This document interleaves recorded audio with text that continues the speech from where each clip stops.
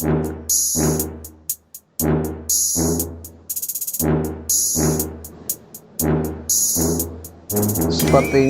ada yang aneh ya. Biasanya kita belajar dalam ruangan kelas. Sekarang kita belajar di ruangan yang bentuknya kartun. Betul sekali. Kita sekarang sedang berada di ruang kelas virtual. Memang aneh, tapi asik kan? Kalian harus menyimak pembelajaran saya kali ini. Apakah kalian siap? Kalau siap, kalian wajib mengikutinya. Sebelum itu kita opening dulu. Check this out.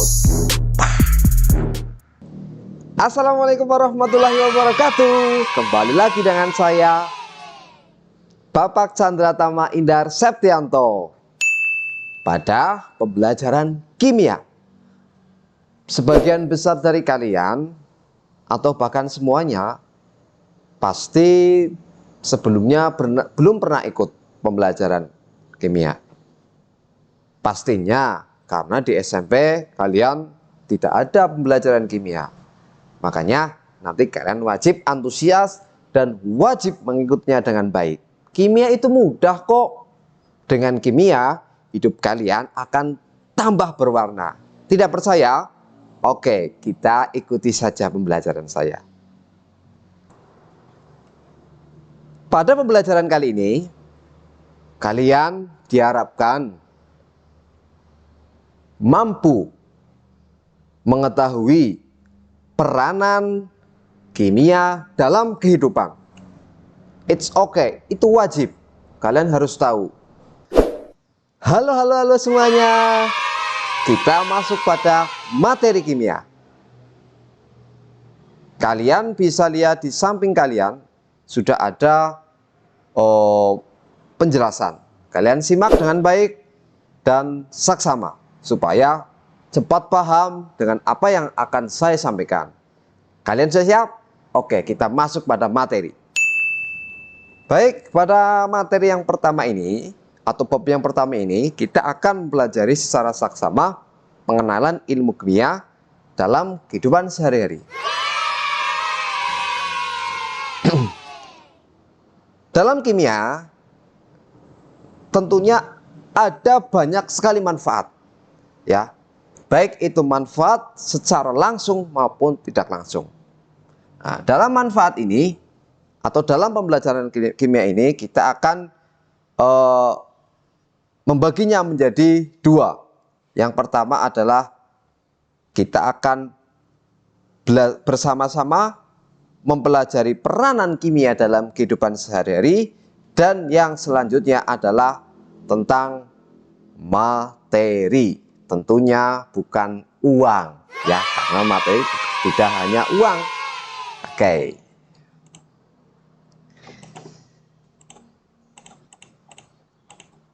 Baik, sebelum itu kita perlu tahu apa sih yang namanya kimia.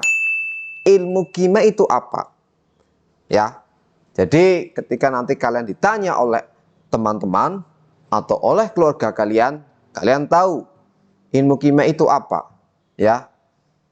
Baik, secara bahasa atau asal kata kimia itu berasal dari bahasa Arab, ya.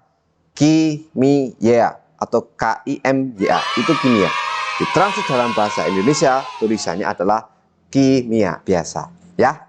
Jadi ilmu kimia itu adalah ilmu yang mempelajari tentang susunan, struktur, sifat, dan perubahan materi serta energi yang menyertai perubahan tersebut.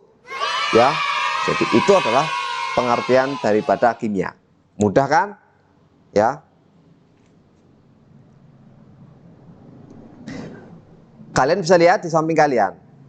Di samping kalian ini itu ada bahan-bahan atau produk yang setiap hari pasti kalian atau kalian pernah memakainya.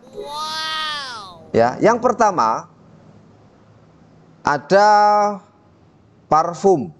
Ya, ya mungkin setiap hari kalian sebelum bepergian itu kalian memakainya. Yang kedua ada bahan-bahan alami.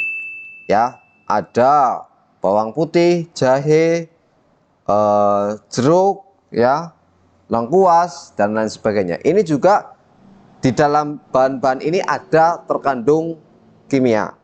Kemudian ada bahan-bahan kimia seperti obat-obatan, ya. Ini juga ada, dan juga ada obat nyamuk. Ini juga mungkin kalian setiap hari pakai di rumah, ya kan? Nah, ada juga di sini pewangi, ya, pengharum ruangan, dan juga obat dalam pertanian. Kesemua itu mengandung atau bersentuhan dengan kimia. Paham sampai di sini? Oke, kita lanjut. Kalian setelah mempelajari ilmu kimia, tentunya bertanya-tanya, sebenarnya kimia untuk apa sih? Manfaatnya untuk apa sih? Oke, kalian bisa disimak penjelasan saya berikut. Yang pertama, ilmu kimia ini memberikan pemahaman terhadap satu, alam sekitar dan proses terjadinya. Sebagai contoh satu, kalian pasti pernah melihat besi berkarat kan? Ya, besi berkarat itu merupakan sebuah proses alam daripada kimia.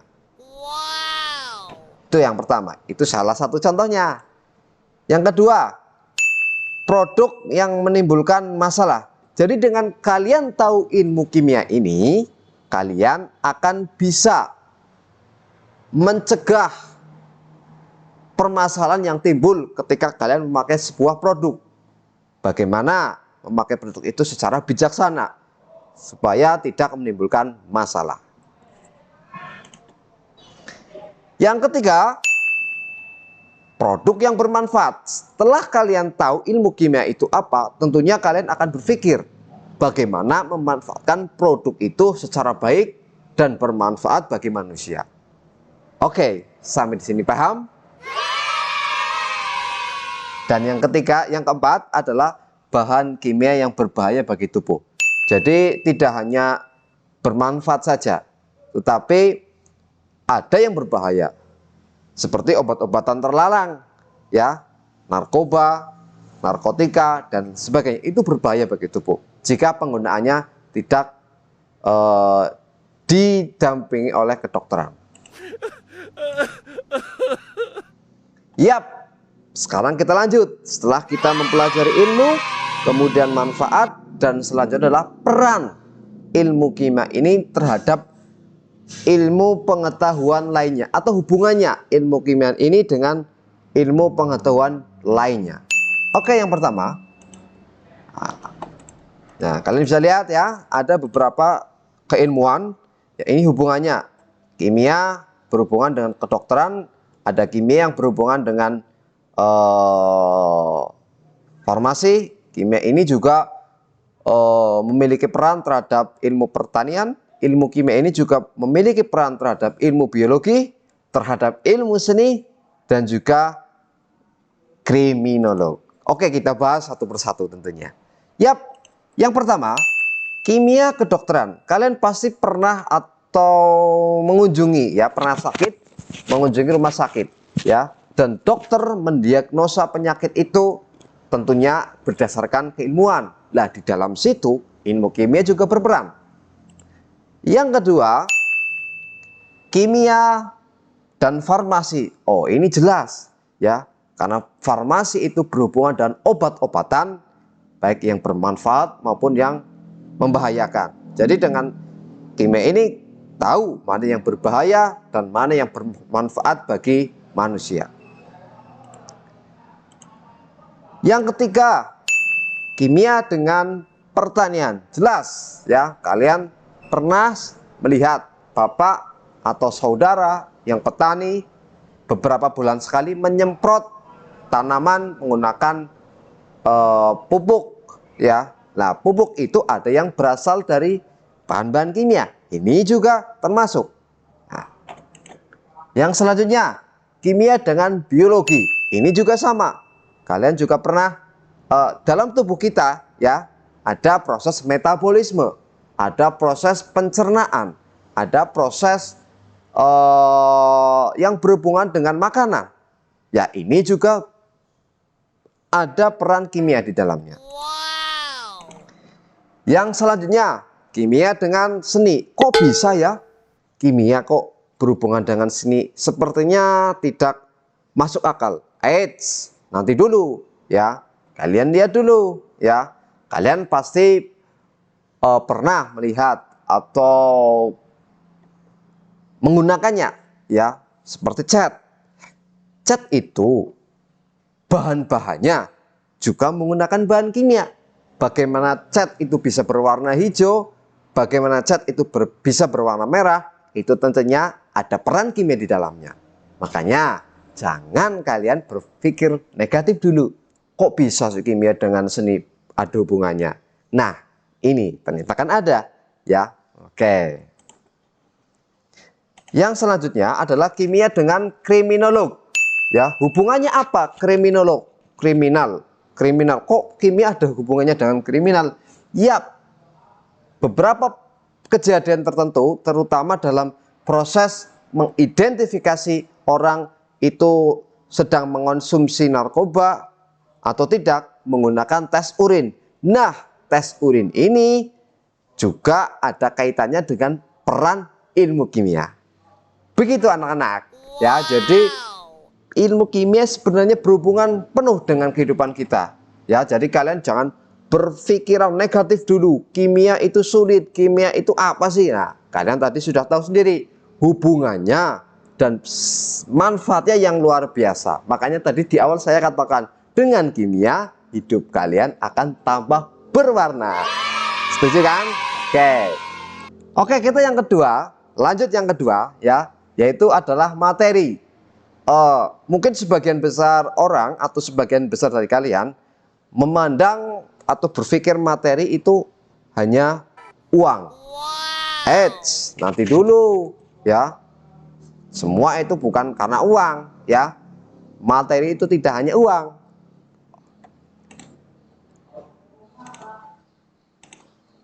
Oke, kalian bisa. Apa yang dimaksud dengan materi? Ya. Jadi materi itu tidak hanya uang, anak-anak, ya, banyak sekali. Karena definisi dari materi itu adalah sesuatu yang memiliki massa dan menempati ruang.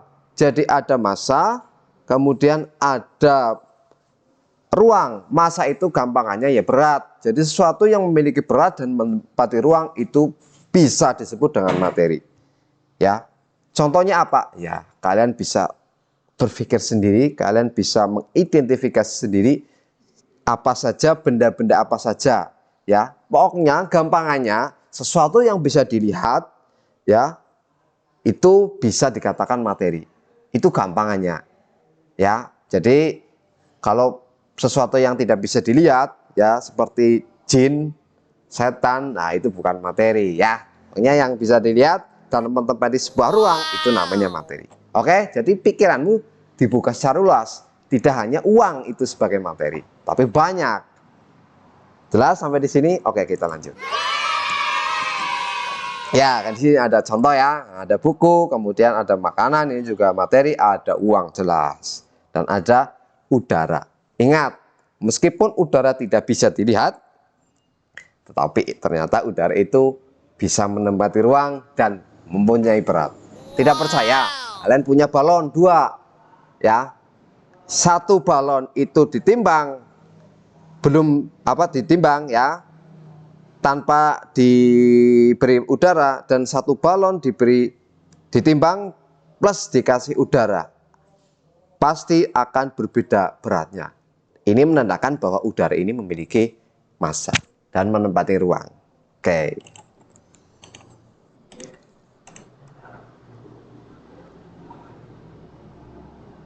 Selanjutnya adalah sifat materi, anak-anak. Sifat materi itu dibagi menjadi 4. Yang pertama adalah sifat fisika, sifat kimia, sifat intensif dan ekstensif. Apa itu sifat fisik? Kalian bisa melogika sendiri ya. Yang namanya sifat fisika itu adalah fisik berhubungan dengan fisik, dengan keadaan materi. Contohnya bisa titik leleh, titik didih, massa jenis, itu adalah sifat-sifat fisika. Kemudian sifat kimia, perubahan materi menjadi materi. Jadi ketika ada materi yang bisa berubah menjadi materi lain, itu bisa dikatakan materi memiliki sifat kimia. Contohnya mudah berkarat, ya, reaktivitas. Yang selanjutnya adalah sifat intensif, bergantung pada jumlah. Contohnya massa dan volume. Dan yang keempat adalah sifat ekstensif, tidak bergantung pada jumlah, ya. Contoh warna, kemudian ada massa jenis. Yang selanjutnya adalah perubahan kimia. Ya, kalau tadi adalah sifat, sekarang perubahan. Perubahan itu ada dua, Nana, perubahan fisika dan perubahan kimia. Yang pertama kita akan bahas adalah perubahan fisika terlebih dahulu. Perubahan fisika, oke, kalian bisa logika sendiri. Fisika itu apa? Fisik, ya. Jadi perubahan fisika adalah perubahan yang tidak menghasilkan materi baru. Artinya perubahan ini bisa berulang dan bisa berubah lagi pada keadaan awal. Oke, saya berikan contoh perubahan wujud. Kalian bisa lihat tabel di gambar di bawah ini, di samping, ya. Jadi ada perubahan, contoh padat menjadi gas, ya. Kalian bisa dikatakan menyublim. Kemudian cair menjadi padat, itu bisa dikatakan membeku.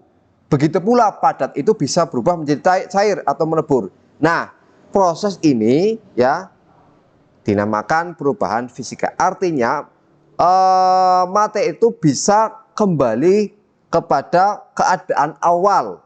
Itu dinamakan perubahan fisika.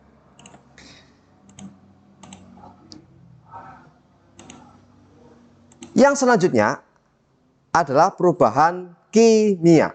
Perubahan kimia adalah perubahan yang dapat menghasilkan baru, berbeda dengan fisika. Kalau kimia itu tidak bisa berubah pada keadaan awal, ya. Jadi ini kalau sudah berubah sudah tidak bisa kembali kepada keadaan awal.